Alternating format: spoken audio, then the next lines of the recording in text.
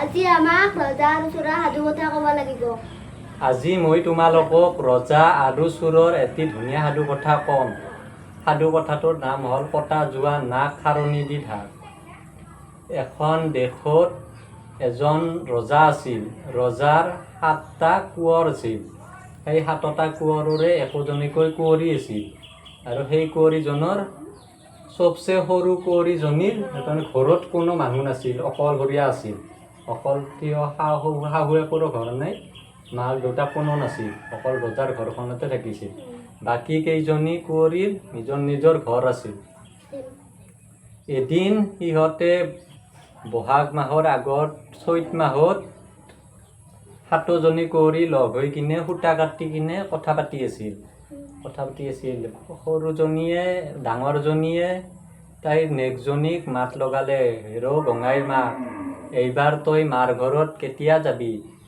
গঙাইৰ মাকে মাত লগালে, এইবাৰ মই বিহুৰ 4 দিন আগেয়ে মাৰ ঘৰলৈ যাম, সেইকাৰণে সূতা কাটি ভালকৈ ৰেডি কৰি থলোৱে আজিলৈকে, সেইকাৰণে। আৰু তাৰে তলৰজনীৰ মাত লগালে, ঐ ৰামৰ মাক, তই কেইদিন আগে যাবি মাৰ ঘৰলৈ?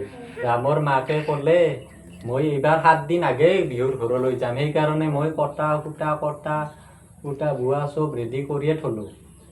তাৰে পিছত আৰু তাৰে তলৰজনীক মাত লগালে, হেৰ' যদুৰ মাক, তই কেতিয়া যাবি? তাৰপিছত মই কৈছোঁ, মই হ'লে 5 দিন আগতেই যাম দে বাই।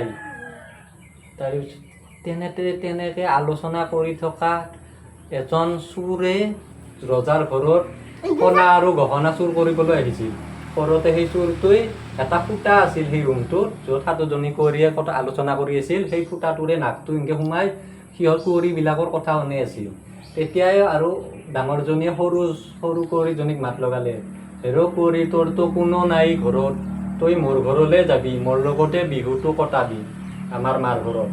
নাই দে বাই, মই হ'লে ক'লৈকো নাযাওঁ, মই ইয়াত ঘৰতে আমাৰ মাৰ লগত ইয়াতেই থাকিম, শাহু আৰু শহুৰৰ সেৱা কৰি ইয়াতে থাকিম। তাৰপিছত ইয়াতে তাৰে তলৰজনীয়ে ক'লে, ইয়াতে থাকিলে কেনেকৈ, তোক অকলশৰীয়াকৈ এৰি যাবলৈ আমাৰ ভাল নালাগে অলপো, সেইকাৰণে তই আমাৰ লগতে যাবি। কিন্তু কুঁৱৰীয়ে মান্তি নহ'ল, কুঁৱৰীয়ে শহুৰ আৰু শাহুৱেকৰ লগতে থকাৰ মান্তি হ'ল। সেই কথাখিনি চোৰে শুনি থকাৰ পিছত চোৰজনে সেইদিনা গধূলি কুঁৱৰীবোৰ, তাৰে নেক্সট দিনা কুঁৱৰীবিলাকে বিহুত চবে আটাইয়ে নিজৰ নিজৰ ঘৰলৈ গ'ল কুঁৱৰীবিলাকে, কিন্তু সৰুজনী ঘৰত নগ'ল। সৰুজনী মাকহঁতৰ শাহু আৰু শহুৰেকৰ ঘৰতে থাকি গ'ল। তাৰপিছত সেইদিনা আছিল ৰবিবাৰ। সেই ৰবিবাৰৰ গধূলি সেই চোৰটোই এটা বেলেগ মানুহৰ দেশ জুৰি কিনে আহি কিনে ক'লে,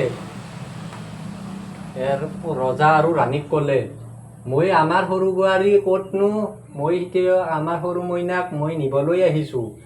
তাৰপিছত ৰজা আৰু ৰাণী আচৰিত, এনেকৈ ভাবছি সৰু কুঁৱৰী দেখোন কোনো নাই ঘৰত, এইজন আৰু কোন হ'ল, দাদেক বুলি কৈছে নিচা। তাৰপিছত মই দাদায়েক হওঁ, মাই সৰুতে মোক, মা আৰু দেউতা ঢুকোৱাৰ আগে মোক মামাই ঘৰত থৈছিল, তেতিয়াৰ পৰা মই মামাই ঘৰতে ডাঙৰ দীঘল হ'লোঁ। তাৰপিছত সেনেকৈ ক'লে, ভালকৈ। তাৰপিছত হয় নেকি? তাৰপিছত সৰু বোৱাৰীক মাত লগালে ৰজা আৰু ৰাণী, ক'লে, সৰু বোৱাৰী, হয়নে তোৰ দদাই আছেনে? তইতো আমাক কোনো নাই বুলি কৈছিলি। তাৰপিছত সৰু বোৱাৰী মান্তি হ'ল, মোৰচোন কোনো নাই, কায়ো নাছিল মোৰ অকল মা অকল দেউতা আছিল, মা দেউতাই ঢুকাইছে, মই অকলশৰীয়া, দাদা নাইয়েচোন মোৰ, নাজানো। তাৰে পিছত হ'ল চোৰজনে নানানটা কৌশল বুদ্ধি কৰি ভৰিত ধৰি কিনে, মোৰ সৰু মইনাই, মই কিয় এনে কৰা, মোৰ সৰুতে কিমান মৰম কৰিছিলোঁ তোক, সৰুৰ পিছৰ পৰা তোক মাক দেউতাক যেতিয়া ঢুকাইছিল তেতিয়া মোক মমাইহঁতৰ ঘৰতে ডাঙৰ দীঘল হ'লোঁ, তেতিয়াৰ পৰা তোক চিনাকি নাই আমাৰ, এনেকৈ বুদ্ধি কৰি কৈ অৱশেষত সৰু বোৱাৰী যাবলৈ মান্তি হ'ল চোৰজনৰ লগত। চোৰে সৰু বোৱাৰীক লৈ জংঘলৰ ৰাস্তাটোৰ পিনে ঘোঁৰাত উঠি কিনে লৰ মাৰিলে। তাৰপিছত ঘোঁৰাত উঠি কিনে সৰু বোৱাৰীক লৈ যাই আছে। তাৰপিছত সৰু বোৱাৰীকটো এটা জংঘলৰ মাজত ঘৰ এটাত লৈ গ'ল।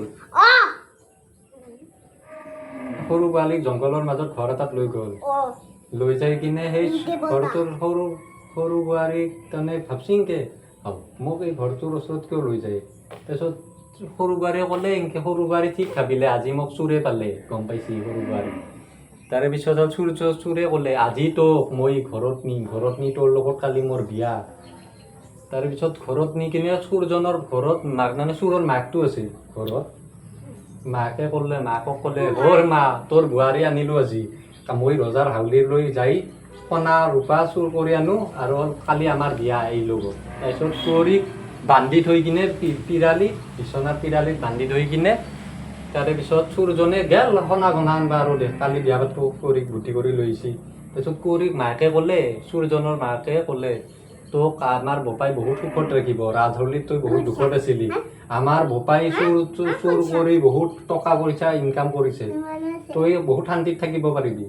ৰাতি সৰু বোৱাৰী যেতিয়া চুৰজনৰ মাক টোপনিত গ'ল, সৰু বোৱাৰীক হাত খুলি কিনে কিবাকে বান্ধ খুলি কিনে তাৰপিছত চুৰজনৰ মাকক উল্টাকে বান্ধি থৈ কিনে সৰু বোৱাৰী এটা তেজাৰ ঘোঁৰা চুৰৰ পৰা এটা তেজাৰ ঘোঁৰা লৈ পলাই গ'ল, পুৰা ৰাতিয়ে পলাইছিল।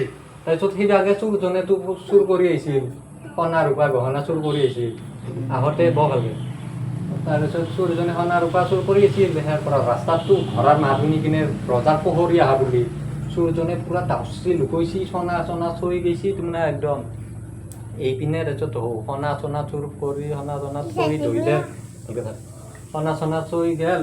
তাৰপিছত ৰাণী নামি কিনে সোণা আহি পালাক, সোণা আহি পাওঁতে ৰাণী আহে সোণা আহি লৈ গুচি গেল ৰজাক। তাৰপিছত পিছদিনা বৰ ভালকে পিছদিনা ৰজাক ক'লাক ঘৰত যাই কিনে কৈ কিনে ভালকে থাকোঁ।